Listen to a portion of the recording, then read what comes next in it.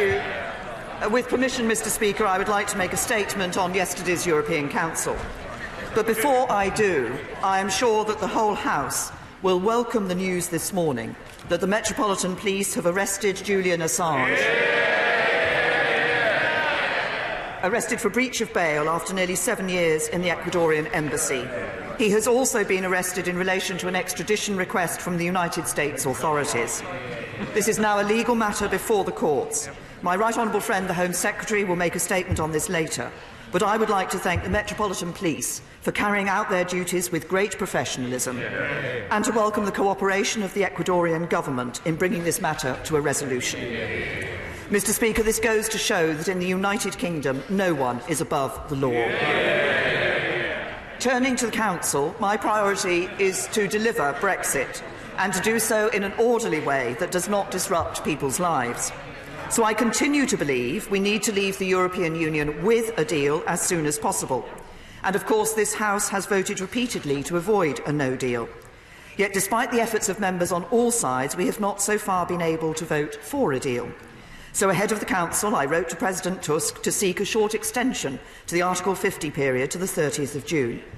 Critically, I also requested that any extension should be terminable, so that whenever this House agrees a deal and ratifies the withdrawal agreement, we can get on and leave. And I did this not merely to avoid a further delay beyond ratification of the withdrawal agreement, but specifically to retain our ability to leave the EU without having to hold European parliamentary elections on the 23rd of May. Mr. Speaker, the discussions at the Council were difficult and, unsurprisingly, many of our European partners share the deep frustration that I know so many of us feel in this House over the current impasse.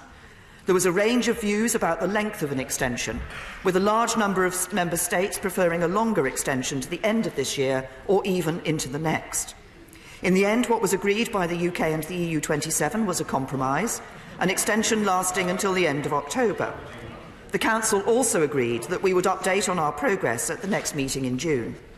Critically, as I requested, the Council agreed that this extension can be terminated when the withdrawal agreement has been ratified.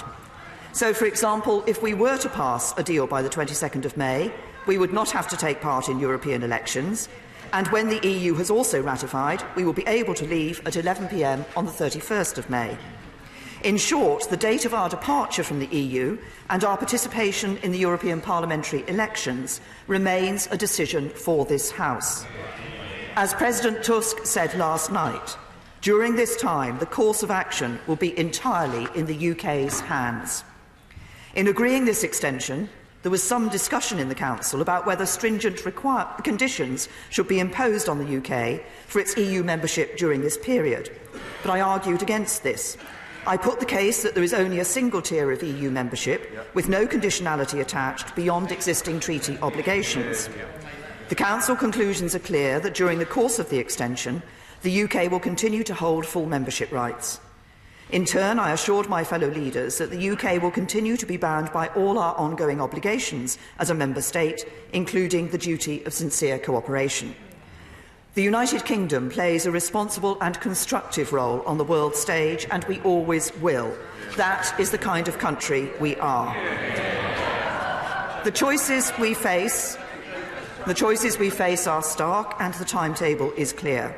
I believe we must now press on at pace with our efforts to reach a consensus on a deal that is in the national interest. I welcome the discussions that have taken place with the opposition in recent days and the further talks which are resuming today. This is not the normal way of British politics, and it is uncomfortable for many in both the government and opposition parties. Reaching an agreement will not be easy, because to be successful it will require both sides to make compromises. But however challenging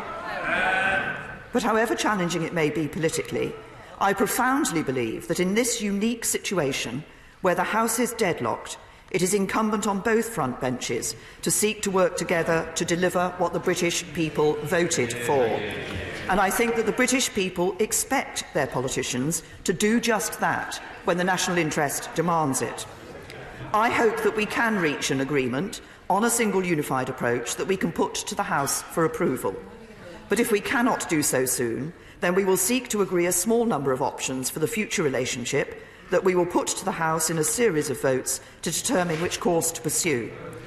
And as I have made clear before, the Government stands ready to abide by the decision of the House, but to make this process work, the opposition would need to agree to this too.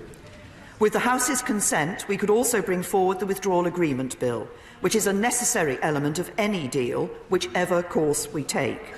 This bill will take time to pass through both houses, so if we want to get on with leaving, we need to start this process soon. And it could also provide a useful forum to resolve some of the outstanding issues in the future relationship. Crucially, Mr. Speaker, any agreement on the future relationship may involve a number of additions and clarifications to the political declaration. So I'm pleased that at this Council all 27 Member States responded to my update on the ongoing cross-party talks by agreeing that the European Council is prepared to reconsider the political declaration on the future relationship in accordance with the positions and principles stated in its guidelines and statements. The Council also reiterated that the withdrawal agreement itself could not be reopened. Mr. Speaker, I know the whole country is intensely frustrated that this process to leave the European Union has not still been completed. I never wanted to seek this extension, and I deeply regret that we have not yet been able to secure agreement in this House for a deal that would allow us to leave in a smooth and orderly way.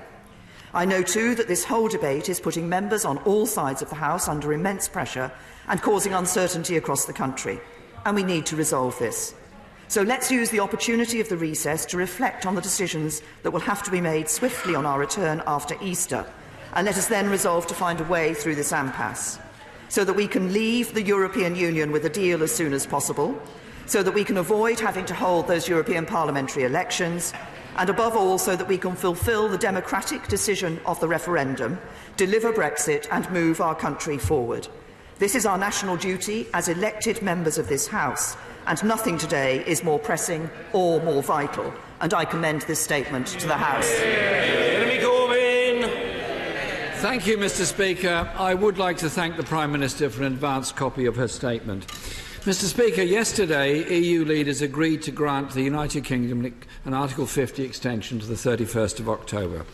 This means that Britain will now have to start the process of holding European elections in the extraordinary situation of not knowing whether new MEPs will take their seats or for how long. This has come just 3 weeks after the Prime Minister told the House she was not prepared to delay Brexit any longer than the 30th of June.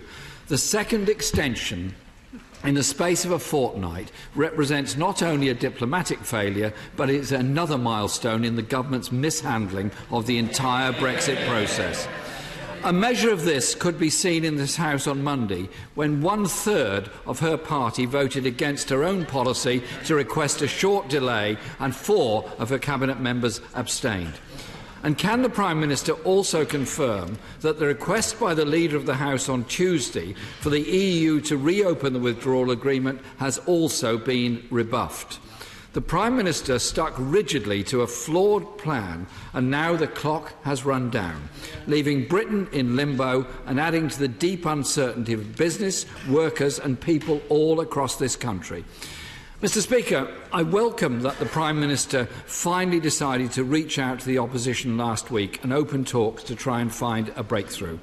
The fact that the invitation didn't even come at the 11th hour, but at 5 past midnight, 3 days after the Prime Minister had missed her own Brexit deadline of the 29th of March, is a reflection of the government's fundamental error in not proceeding by consensus. However, Mr. Speaker, I can report to the House that the talks now taking place between the opposition and the government are serious, detailed and ongoing, and I welcome the constructive engagement that we've had. Although this view may not be universally shared by many on the Conservative benches, I also welcome the indications from the government they may be willing to move in the key areas that have prevented the Prime Minister's deal from being supported on this side of the House. If these talks are to be a success, resulting in an agreement that will bring our country back together, the government will have to compromise.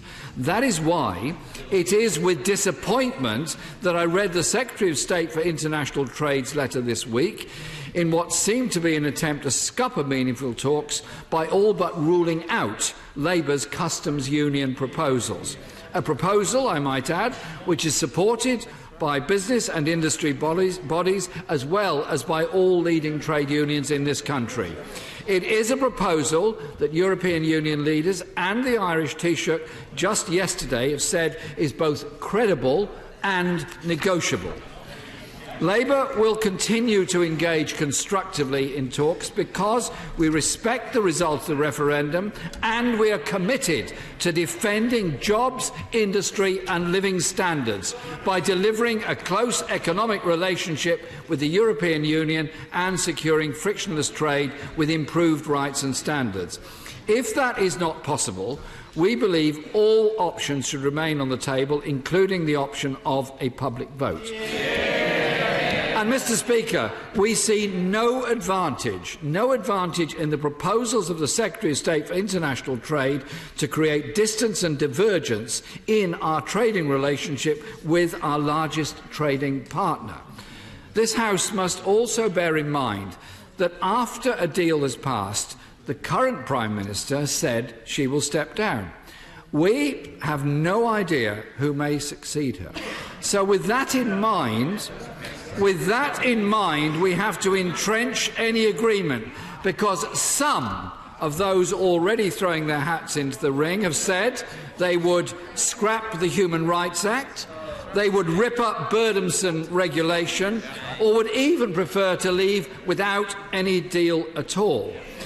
Some on the Conservative benches want nothing more than to use Brexit to create a race to the bottom, opening up our economy to US big pharma companies in our National Health Service, hormone-treated beef on our plates, slash workers' rights and consumer standards, and to have the UK become a virtual tax haven on the shores of Europe. Let me be clear to the Prime Minister and to the country. Labour will not support any deal that would leave us open to such a dystopian vision for the future of this country. It is incumbent on all of us now to find a way forward. We must continue to talk to each other, and if the government is serious, the red lines must move, and we must see a real compromise. I look forward to the discussions in the coming days, and even at this late stage, to work to find a deal that can command not only the support of this House, but, perhaps more importantly, the support of the public across this country too. Thank you, Mr. Speaker. And can I say to the Leader of the Opposition that the talks between the Government and the Opposition have indeed been serious. They are detailed and they are being taken forward in a constructive and positive fashion. We did, of course, offer talks at an earlier stage than very recently, but I'm pleased that we are now able to sit down in this way. He raised the issue about the European parliamentary elections. Of course, had members in this House voted with a majority to agree the withdrawal agreement on the 29th of March, we would have guaranteed leaving on the 22nd of May and not holding the European parliamentary elections. At the time, obviously, the Right Honourable Gentleman didn't feel able to support a deal to enable us not to hold those European parliamentary elections. It is still possible to do so, and we will continue to work on that. He talked about the need for us to protect jobs, industry and living standards, and indeed that is what we have been aiming to do with the deal that we agreed with the European Union. But not just in relation to the deal with the European Union. Actually, it is this government that has presided over record levels of people in employment. It is this government that has seen helping people with their living standards with tax cuts for 32 million people. He talked about the future relationship and the need to entrench aspects of the future relationship. Of course, the government did on the 29th of March say that we would accept the amendment that was put down on the order paper by the honourable member for Stoke-on-Trent Central, which would require Parliament to have that role in looking at the future relationship and the negotiating objectives for the future. And what that clearly makes the case is that any government, as it's going through those negotiations, will of course have to ensure that they are taking Parliament with them in agreeing that future relationship. And on the issue of coming together in an agreement, the point is very simple. I'm not prepared just to accept Labour's policies. The Labour Party isn't prepared just to accept our policies. As the honourable gentleman, the member for Holborn and St Pancras, has said, this takes compromise on both sides, and that's what we're doing, sitting down seriously to find a way that enables this House to ensure that there is a deal that commands a majority, so we can leave the European Union, fulfil the vote of the British people in 2016 in the referendum, and do so in a way that does indeed protect jobs and living standards and industry. Yeah.